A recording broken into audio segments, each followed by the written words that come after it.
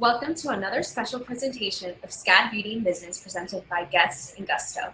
I'm Regina Corona, and I'm happy to welcome you to our third panel of the day, Ladies Who Launch, Building Brands with Ingenuity. Joining us in this discussion is SCAD grad and General Director of SEYTÚ Cosmetics and Kenya Vergara, founder and CEO of Hanahana Beauty, Abena Boamah-Acheampong, founder of Ellis Brooklyn and New York Times beauty columnist B. Shapiro, and co-founders and co-CEOs of Glow Recipe, Chang and Sarah Lee. These five incredible women are going to share how ingenuity, product innovation, and determination drive the beauty startup market. So, get ready to learn about their diverse backgrounds and examine their unique journeys in building their businesses in the beauty sector. It looks like we're ready to begin. Moderating our conversation is Hannah Harris, the creator of Brown Girl Hands and a business of beauty improvement student here at SCAD. Hannah, take it away. Thank you, Regina, and welcome to all of our incredible panels today. I am so excited to get to talk to you guys. I follow a lot of you and your brands and your journeys. So to just jump right in, our first question is, and we'll go around the room for this one. You've all founded multiple companies. One, what is driving you to keep innovating within the beauty industry? Two, how do you recharge your battery? And three, what is keeping you up at night in the beauty space? Christine, do you want to go first? Yeah, sure. So hi, I'm Christine, co-founder of Glow Recipe. Glow Recipe's mission from the very beginning, when Sarah and I first co-founded it, has always been to make skincare really effective, easy, and fun. And so when we started this business, it really was an answer to the fact that one of the most enjoyable self-care moments of your day, which should be your skincare routine, was being perceived as a chore. And so we were really passionate about not only pairing these incredible superfruits, many of which we grew up with. Our grandmothers used to rub watermelon rind, for example, on our skin to soothe heat rash when we were growing up, pair them with clinically effective ingredients to create skincare. It was also about the sensoriality of it, the enjoyment of your skincare routine, and coupling all of this with a lot of education and content around how to really re-energize and make your skincare routine work for you.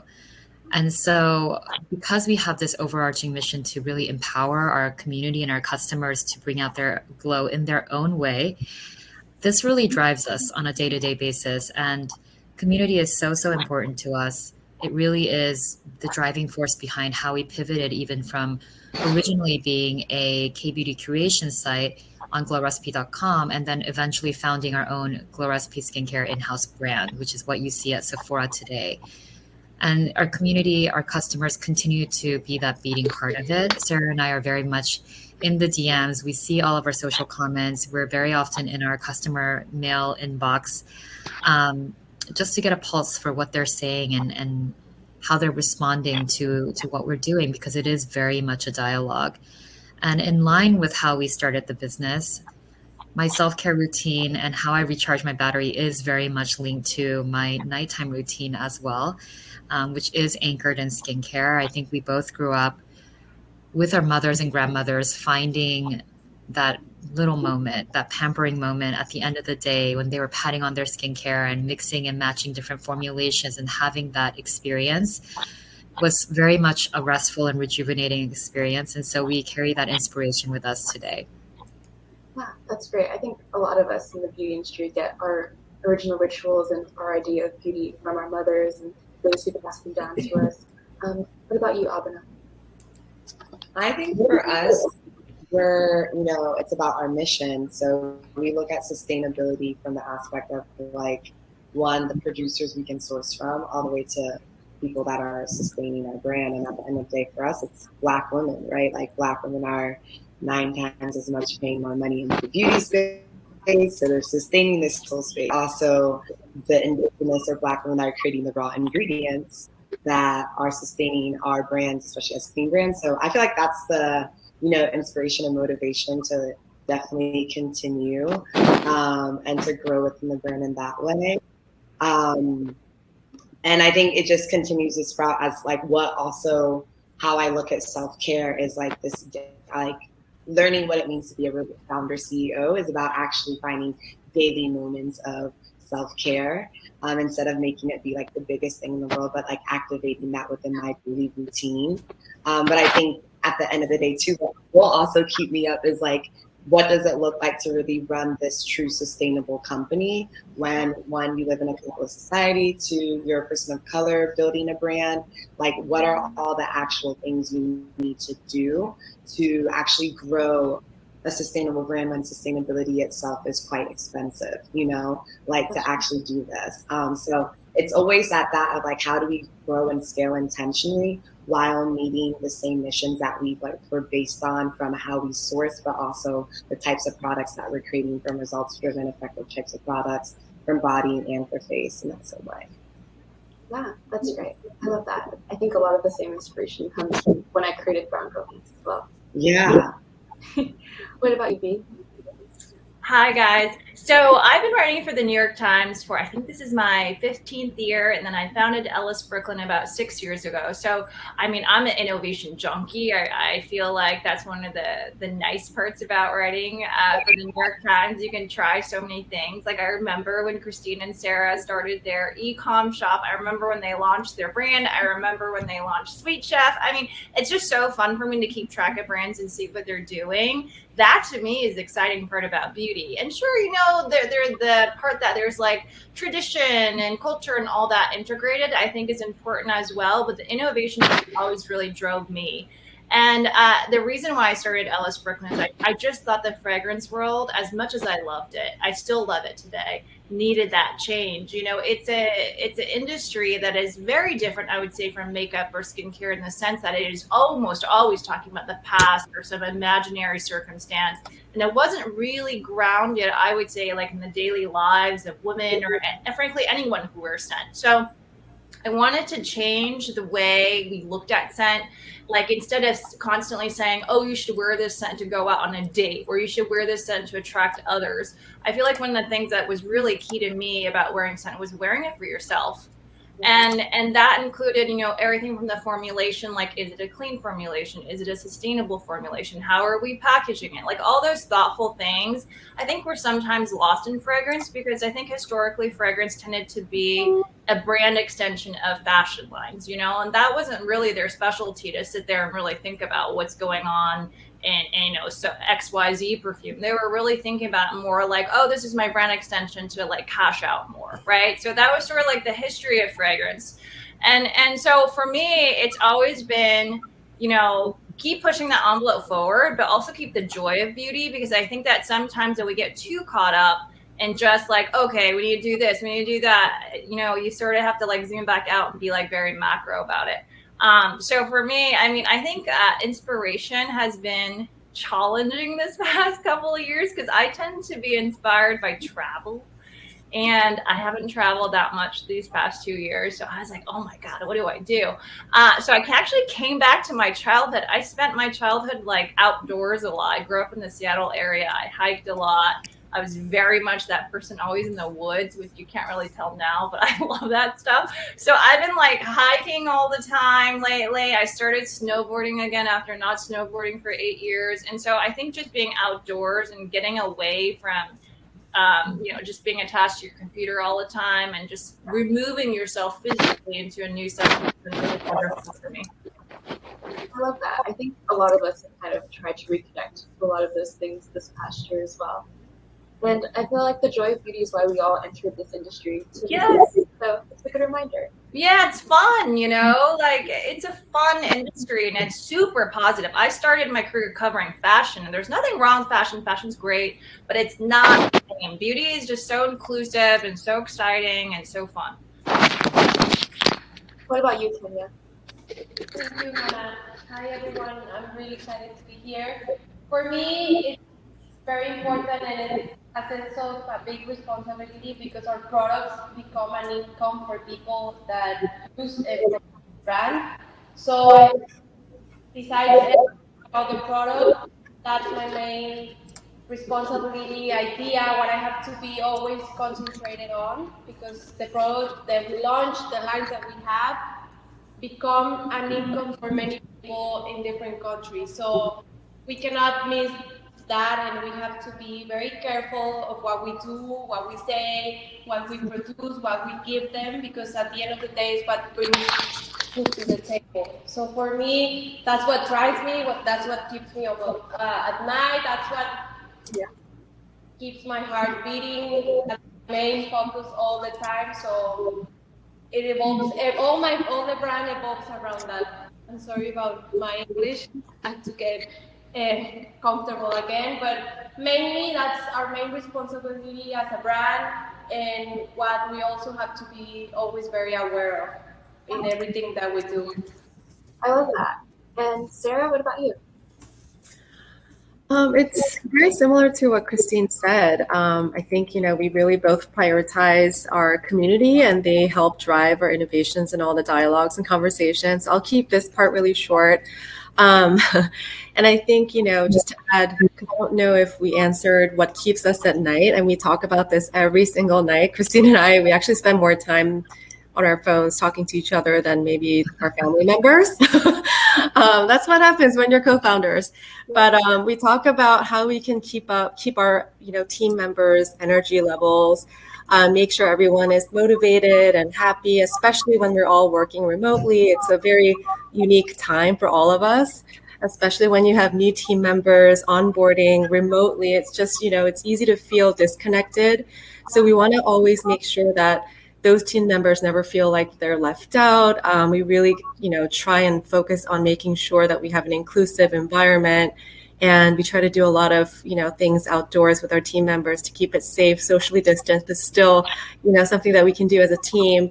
And that's actually what keeps us up at night, because we are very rapidly growing as a business. And while it's exciting, it actually means a lot of changes internally too. And I want to make sure that everyone still is happy and not really afraid of the changes that's happening almost every single day internally. So that's exciting, but at the same time, something that is not an easy solve, as a lot of entrepreneurs here can relate to. And sometimes we reach out to other, female entrepreneurs and ask them for advice, and we love connecting with them to make sure we're supporting and uplifting each other on these issues that we all have top of mind. So. Yeah, that's wonderful. So to just kind of narrow in on each of you for a little bit, Kenya, can you share with us how your time at SCAD prepared you for a leadership role now in your career? Thank you. Yes, I guess the main part is that when I left SCAD, I was feeling super confident and secure of what I've learned throughout my career at SCAD. When I got there, I was super scared, super fearful, and every quarter I would learn more. And I had amazing teachers that would teach me so much that by the end, I knew a lot of things. I had a lot of resources. I had a lot of information. So I just felt super comfortable to go out there and honestly don't look back and just be very secure about what I wanted and stick to that. So I guess besides all the things that I learned in my major and all the classes that I took, I guess I left super confident, and I see now what I learned, I could apply it to my everyday work. And I was very inexperienced in a big company, so it really gave me the strength to face that and to be confident and to reach my goals and to honestly put it in practice every day. So I was super excited when you asked that question, because I was like, honestly, I was confident. I think when you're confident, you can conquer the world, even if it sounds cliche, but it works. No, I completely agree. I think that does a great job of preparing us to go out there and to even do things like this, and to have confidence in what we're doing, and to really follow our passions and kind of make it happen. So I definitely understand where you're coming from. Yes, it was very exciting, and to realize what I've overcome throughout the years at SCAD, and to be eager to learn more and more and more. And honestly, it was an amazing time for me there. Yeah. And for Abena, can you share with us how you decided to quit your career as an educator and begin your career as an entrepreneur and a business leader. I saw that you spoke at Harvard yesterday. Thank you. Yeah, I mean, I think for me, it wasn't, I don't really think I thought of it as quitting my career. I think it was just kind of changing the way that I wanted to activate like what I feel like my purpose is, right? So as a teacher, I was teaching algebra, I was teaching women's studies in high school, and also I was getting my master's in counseling psychology, and I found like my way of finding self-care was making products. So, and I'm Ghanaian, so when I think of everything of how Hanahana is, it's like partially like my identity of who I am, wanting to, one, take care of myself, two, utilize things that come from where I am, and just kind of like know exactly what I'm putting on my body. So it was really more so just like passion and just like being more intentional about creating products for my skin and like my friends and everyone that was cold and ashy and like wanted to have nice skin tone and also feel moisturized. And, it was really an exploration. And I think when more so of me learning more about the lack of sustainability when it came to how sourcing was going on, especially when it came to being in Ghana. That was what more so inspired me, because I honestly didn't really care about the beauty space. I don't think until the most recent did I truly really care about the business behind it and what it meant to really scale. When I came in, I was looking at ways of like, I thought there was a lot of disruption that really needed to happen in the beauty space, more so than actually be a part. It was more so coming from a social impact way. And so like transitioning from one career to another, it was just more so, oh wow, I can use these same skills, these same things, how to create community, how to look at mindset, how to navigate how people can learn in the same way to skincare, but also looking at how like the whole process of it, the whole process from where it comes from to where it lands, and just having more education behind it. Because I think in the clean beauty space, especially, like 4 years ago, 5 years ago, 6 years ago, it was very whitewashed, even more than it really is now. And I think clean beauty to be whitewashed, especially when it comes from what clean beauty is a really big problem, because a lot of us grew up with these traditional things. Skincare, beauty was something that we already went to. So it kind of just allowed me to be able to put an aesthetic and a voice and different ways of looking at how people could access to clean beauty that should already have access to it, but also the transparency behind how it was being formatted. Yeah, that's great. I think my mom's from Trinidad, so a lot of those like cultural things definitely passed down from not only Black culture but Indian culture as well. So Exactly. yeah. So Christine and Sarah, you guys began Glow Recipe together. Can you share how you came up with the concept and what brought your shared vision to life? Yeah, so there's two aha moments that were sort of major milestones for us, and that led to who we are today, where we are today. So the first one is when Christine and I were actually back in our corporate jobs. We were marketers and product developers at L'Oreal, actually, and that's how we met. And we were friends for over decades, really long time. We go way back. And we both were catching up over a glass of wine while sheet masking. That's kind of what we always did whenever we were hanging out together as two friends in the beauty industry. And we both realized that we were working on projects that were related to Korean skincare innovations. And we're both Koreans and we have families there. And we were obsessed with anything that came out of Korean beauty innovations. And so we thought that was really interesting, that even though we were working for global brands, a lot of our ideas and inspirations were coming from that category and that market. And so we had that first aha moment between the two of us, thinking it would be amazing if we do this together, join our forces, bring the best of Korean beauty products and brands here to the States and also the global audience, and create content that's relevant and more resonating with the audience here. That's how it started. So we initially started as a glowrecipe.com e-retailer that was focused on clean, harsh-free Korean natural products. And then a couple years after, we had another aha moment where we were visiting some of the Sephora stores in the US, and we realized that while the K-beauty category was on the cusp of exploding, a lot of people thought that it was a little complicated. There were too many steps. If you guys all remember the 15, 20-step routines from K-Beauty that became viral online, a lot of us wrote about it, read about it. And we just wanted to break the barrier because people, I think, were a little bit overwhelmed with the sheer number of products that were required to even tap into the K-Beauty world. And we just didn't want that to be the reason for people to not try these amazing innovations. And we also realized that you don't really need a lot of steps to achieve glowing, healthy skin. I mean, that's, our routines ourselves. We're always busy on the go. We were entrepreneurs. We needed to save time left and right. So we wanted to create our own line of products that were inspired by Korean skincare, but focused on ingredients that we're all familiar with. So it has that global appeal, but also an educational sort of opportunity. As you know, some of our products are made with watermelon, recently guava, avocado. And so we wanted a fruit-forward but clinically effective line of skincare products that really focus on glowing skin and helping you achieve that healthy skin. So that's kind of the concept that we came up with. And from day one, we always wanted to make sure that we excite people to actually enjoy and fall in love with skincare. That's always been our sort of core mission. And by creating our own brand, we're still continuing the same journey to achieve that mission, just in our own way. And we're excited to just bring all of these ideas to life, continue to innovate. We're on year 7 right now, but we still feel like we're scratching the surface. We're always learning.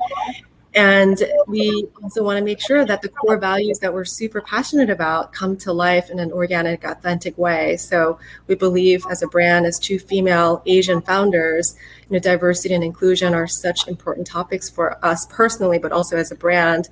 So we want to make sure that, again, in ways that we communicate, whether it's through the model casting or any of the visual territory that you see within the Glow Recipe touch points. We're also, when we speak to the skin concerns, we don't want to, have flawless skin be kind of the look and feel of it. We actually terminate certain words to make sure that real skin is something that we encourage and make sure that people embrace and love and accept as well. So that's been something that as a brand, once again, we want to just make sure everyone feels confident in their own skin. But as a brand, we're helping them with the tools to make them feel more confident, glowing, and healthy overall. Yeah, I love the real skin aspect as well. I feel like we're seeing more people kind of push that narrative forward a little bit more. I see people they post their selfies now and they have like their pimple patches on, just like really showing what real skin looks like, the texture that's there. And I think that's the way forward, which is so nice to see. B, from your journalistic point of view, what traits and characteristics make a successful brand builder and entrepreneur? Oh gosh, I've seen so many brands come across. I'm not really sure there's like one trait necessarily that that you have to have. Well, actually, you know what? I do see one underlying thing, and that's probably two sides of a similar coin. One is tenacity, but 2, also the willingness to change. And I say that because this industry is constantly changing. And I think if you're going to go into, a meeting with the New York Times, a meeting with Sephora, or whoever it is that you're meeting, and you're not open to that feedback and you think you have the best concept in the world and that's it, I think you're going to have a really hard time in the industry. This is an industry that's very collaborative. I don't want to say cutthroat. I just think it's a competitive industry. So if you're not willing to, get that feedback back, whether it's from an editor or from a buyer, I think having that flexibility is really important. It's funny because I have 2 little kids. I have a 7-year-old and a 5-year-old, and we were on the Zoom parent-teacher night. And on the 5-year-old's parent-teacher night, one of my girlfriends who was a working mom, she couldn't make it, and she was like, "What did they talk about?" My 5-year-old is learning stress breathing in through your nose and exhaling from your mouth, and how to be flexible in solving problems. I was like, wait, can I do this class? Because that is actually what gets you through the day, right? I think about like, oh my gosh, I have cash flow issues, I have hiring, I have 10 million things going on. And wow, actually, I think those 2 things would be amazing. So I think really flexibility and just tenacity, right? You have to keep doing it, you have to keep going at it, but also be willing to like be open-minded on feedback. Yeah, I think if anything, the last year has probably taught us all is to be a little bit more flexible and like open to these changes and adapting the way we do things and the way we see the world. So that's probably really good trait to have. And I think I would love to hear from all of you guys on this question. What was the biggest misstep you made when founding your business? Kenya, do you want to go first? Sorry, yes. Actually, I guess I was thinking what he said, and it's about hearing what the people around you have to say. There's a lot of people around you that have a lot of knowledge, especially if it's like launching a business and it might be hard and you kind of lose your confidence sometimes when you don't see the results really fast.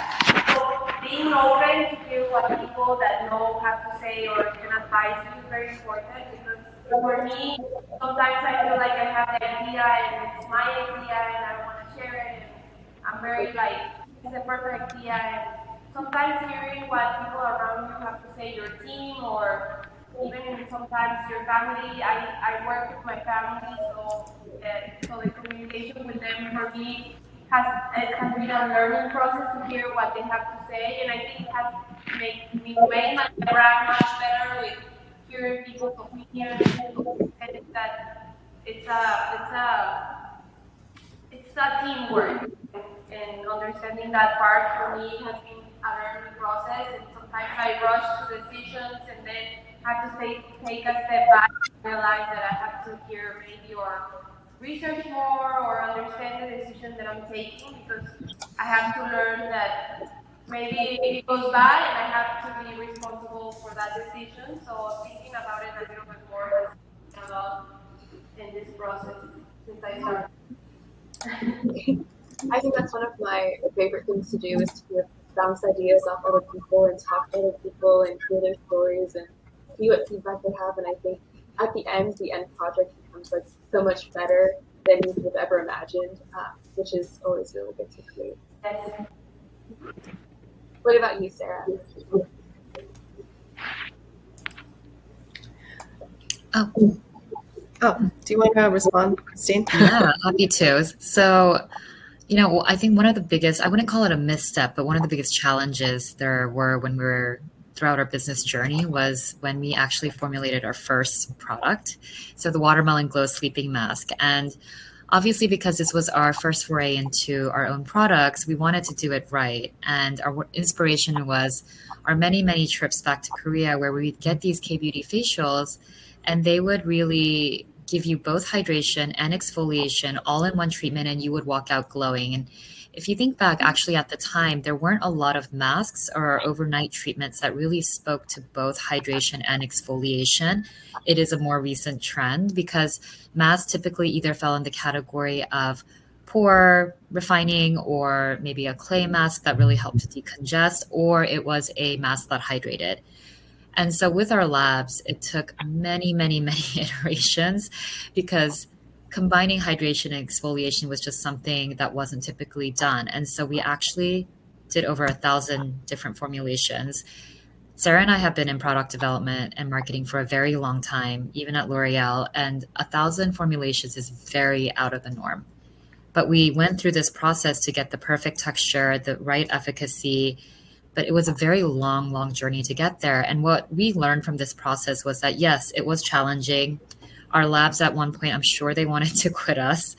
But we're really glad we stayed firm on what we thought was the right approach and the right mix of ingredients that once again balances that blend of fruit antioxidants and clinically effective actives, and making the impossible, if you will, possible, because it was a reinforcement of our skincare philosophy and what we believe that each and every skincare product we wanted to put out in the world should achieve.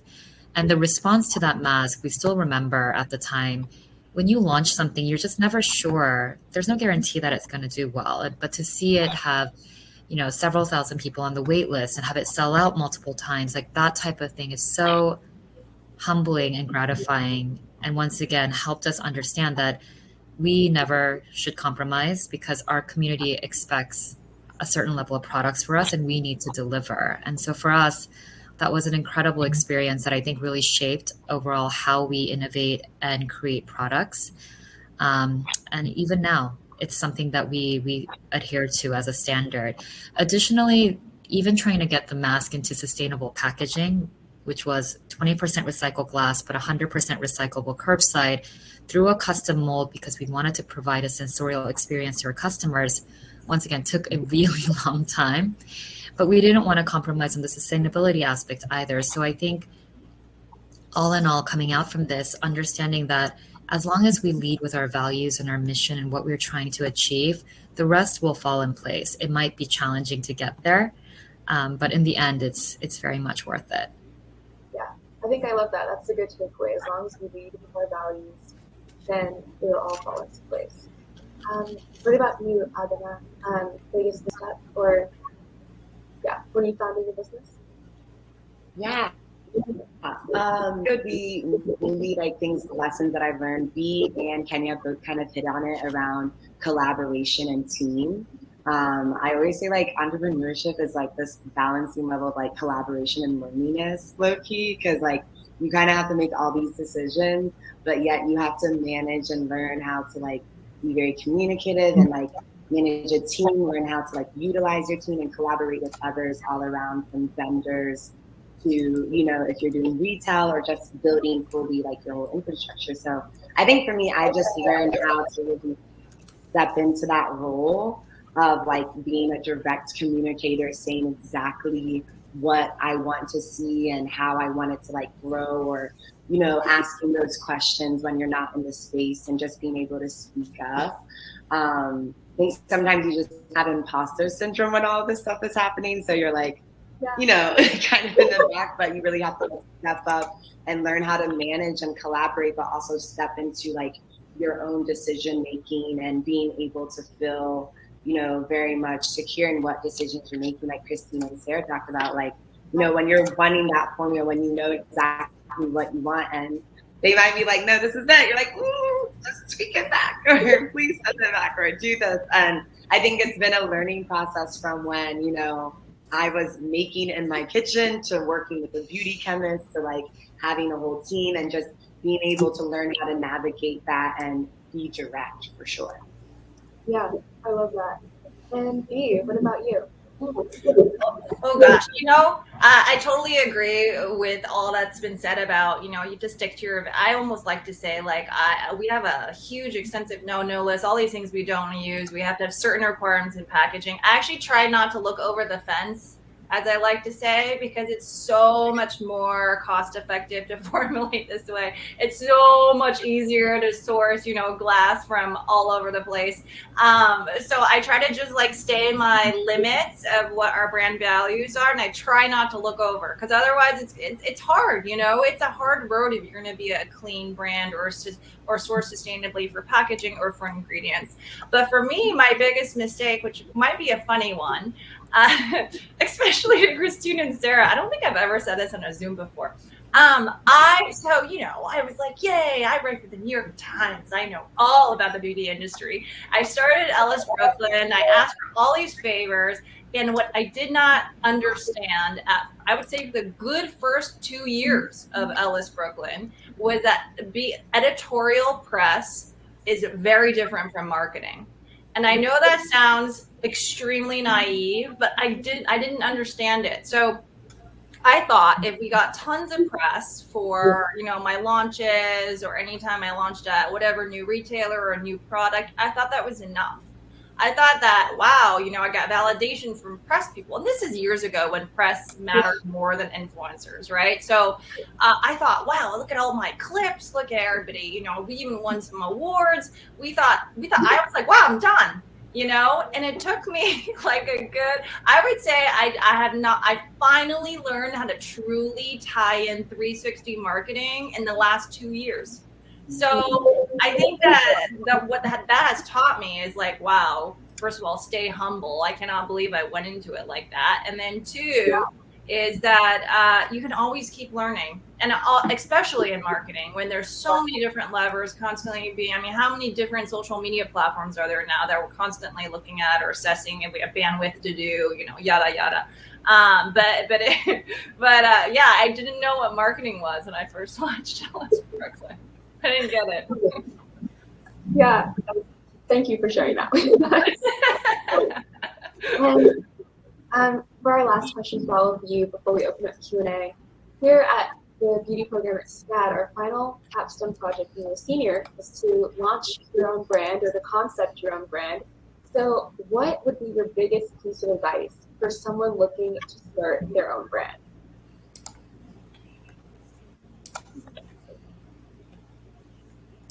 I guess me.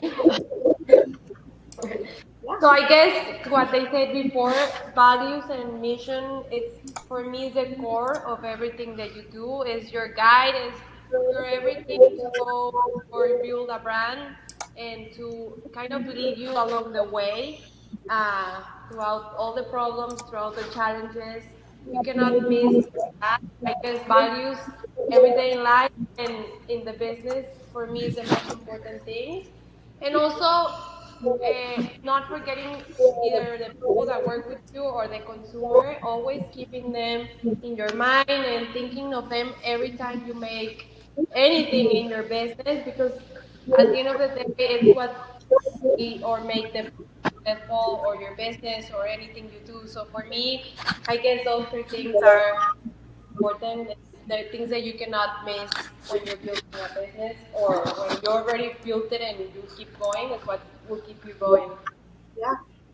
Anyone else have anything to add? Yeah, I think it's really important to find something that you are genuinely and authentically passionate about, because especially in this day and age, I think it's important that your personality, your character, your belief comes through in all of the ins and outs of your business, whether it's your internal, ethics within your team, priorities, whether it's what you communicate externally. It all comes through, especially because the importance of social media is becoming even more important. So finding something that will allow you to be your genuine self, but also what makes you passionate is really important. But at the same time, it's important that you also know that you can do a good job on it too. And we don't know that when we start, but rather than going into completely random industry that you've never had any experience in and you're starting the research from scratch, maybe it's an easier start for you to step into an industry where you're a little bit more familiar with, or you have potential mentors in your network. It's just going to make your life a little bit easier. So finding that balance of what you're good at and what you're passionate about, I think is really important. Yeah, it's a great one. What about you, Abena? I feel like Kenya and Sarah, you guys hit on it. I think with the combination of both of that, I really think in the state of the world that we're in is like creating brands. It's not exactly that it has to be an impact-driven brand or mission-driven brand, but a brand that is actually like bringing a level of sustainability to whatever industry that you're in. Like, I don't really understand the point of just creating brands to have a brand anymore. So it has to be like you have to have this level of passion, obviously, to even want to continue to sustain it. Because I feel like entrepreneurship, the most consistent thing about entrepreneurship is like the inconsistencies that can happen. And so you have to have this level of like, passion or want and desire to actually like, solve a problem or solution or something that's more impactful than just like yourself and your passion. So I feel like it's that combination of being able to see like, maybe you don't see the trajectory right now of like what type of impact it can, but allowing yourself to like grow with that of like what it can become and how you can always, be able to transform and elevate as a brand in that way. Yeah, that's great. I love that. So now it's time for our students to be able to ask their questions. So if you guys have any questions, feel free to type them in the chat, and we will try to get to as many as possible. So the first question is for B, and they would love to know, also for the entire group, what are your thoughts on the editorial / advertising representation of the beauty industry? Are you happy with the changes or lack thereof in recent years? Any recent campaigns you felt hit the mark? Oh gosh, I think editorial and media have changed so much since I first started. So I think sometimes we can get really, and especially when I'm on social media, you guys know, on the social media, sometimes people can get really negative. But if you really step back, a lot has changed. Does that mean that we should stop changing? No. But I think we do have to, applaud some of the changes that I've seen. And the reason why I say that is, so I've been covering media, I think almost 15 years now. And if I look back to when I first started, I mean, everything was inspired by European beauty. So, like, even the foundation colors, the bases were pink, the average foundation colors. I remember I'd go backstage for stuff or get samples sent to my house, and everything was made for a Caucasian skin tone. I mean, can you imagine? This is only 15 years ago, you guys. Even nail color, right? Even nail color, the pinks. I mean, I remember I'd get sent these nudes to try out, and I was like, yeah, it's nude maybe for that girl over there, but not for me, Yeah. And so I think if you fast forward to today, again, is it perfect? Definitely not. I do think we see a plethora of new, exciting young brands. I was just on a podcast with this hair care brand, Fable and Mane. I mean, with thinking about Indian hair rituals, I mean, there's just so many different facets that I think are getting brought into the industry now that I think are really exciting. As far as like campaigns, I feel like do really well. I'm actually excited about a lot of the new clean makeup brands because I do think in many ways makeup can set the tone. And sometimes I would definitely say in clean makeup, sometimes the pigments, etc., were not inclusive. So I do think with newer brands, I think there is more of an effort to be made. I know this is not in beauty necessarily, but I do definitely pay attention to certain brands and how they speak to their consumers. So I was recently at a dinner for the lingerie brand Cup. Do you guys know them? It's CUUP. I think they do such a good job in a topic that could really go sideways very quickly.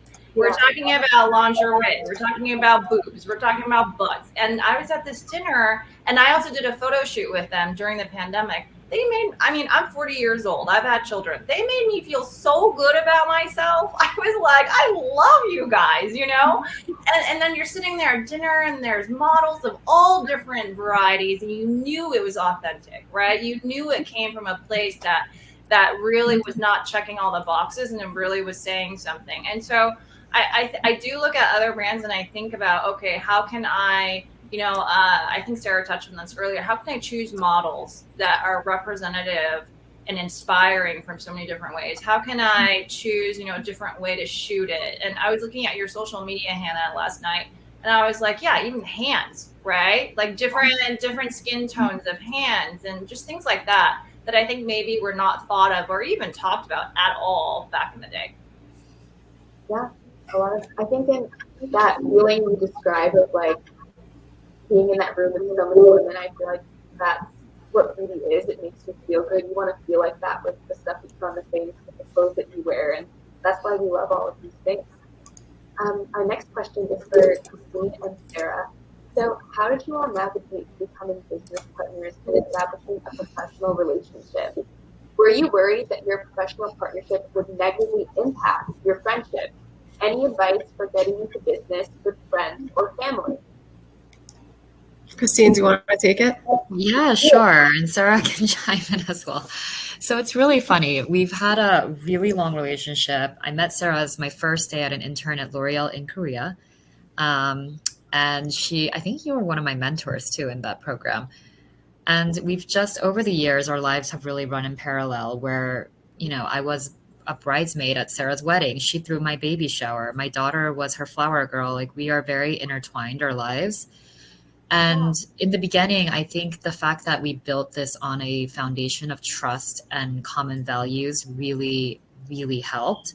And our end goal and our vision for this company has always been the same. So we're marching in the same path toward the same direction.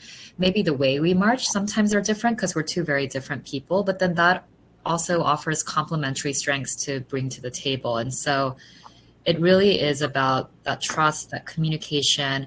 But it doesn't mean that it has to be a best friend or a family member to start a business. You can start a business with anyone if those mutual foundations around respect and communication can be preserved. And you have to absolutely make the effort. And Sarah said this earlier, our spouses definitely joke that we talk to each other more than we do our own husbands, which is true. But it's all in the name of making sure that we're keeping each other in the loop, that we're being transparent. If I hear something from a team member, Sarah knows immediately, and the team knows that too, and vice versa, because that's the way to make this partnership and the business as strong as it can possibly be. So overall, I think it's been really, really great. Are there certain things that you have to balance around communication and working together? Like, absolutely, yes. But those working relationships exist in any organization. So I think navigating it is just part of the terrain. What do you think, Sarah? Everything is, we're on the same page. I think just to add, the benefit of having a co-founder is that I feel like when you're an entrepreneur or even at a very senior level of a company, you can feel lonely sometimes, because you're the decision maker.